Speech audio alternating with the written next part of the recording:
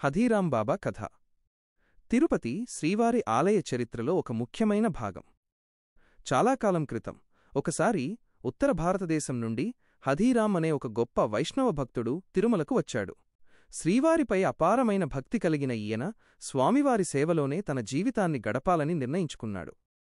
ప్రతిరోజూ స్వామివారి ఆలయానికి వెళ్లి నిష్ఠతో పూజలు చేసేవాడు. ఆయన భక్తికి మెచ్చిన శ్రీవారు ఆయనతో పాచికల ఆట ఆడటానికి స్వయంగా వచ్చేవాడని చెబుతారు.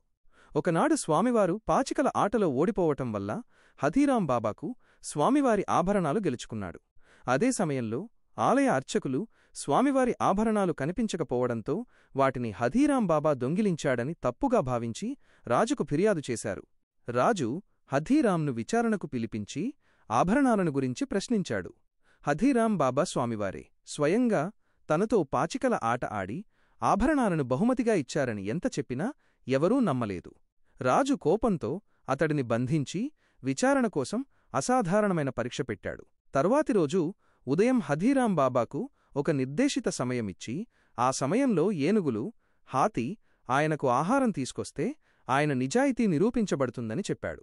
ఈ వింత పరీక్షను హథీరాం స్వామికి మొరపెట్టుకుని అంగీకరించాడు. ఆయన భక్తికి మెచ్చిన స్వామి గజరాజుల ద్వారా ఆ ప్రాంతంలో హథీరాం బాబాకు ఆహారం పంపించారు. ఈ అద్భుతాన్ని చూసి రాజు ఆశ్చర్యపోయి హథీరాం బాబా నిజంగానే దైవభక్తుడని గ్రహించాడు. అప్పటినుండి ఆయనను హథీరాం బాబా అని పిలవడం మొదలుపెట్టారు. అంటే ఏనుగుల ద్వారా ఆహారం పొందిన బాబా అని అర్థం. రాజు హథీరాం బాబాను క్షమించి ఆయనను శ్రీవారి ఆలయానికి ధర్మకర్తగా నియమించాడు.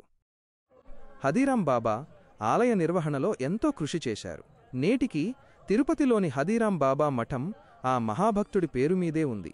ఈ కథ శ్రీవారి భక్తులపై ఆయనకున్న అపారమైన కరుణను, భక్తికి ఆయన ఇచ్చే ప్రాధాన్యతను చాటి చెబుతుంది.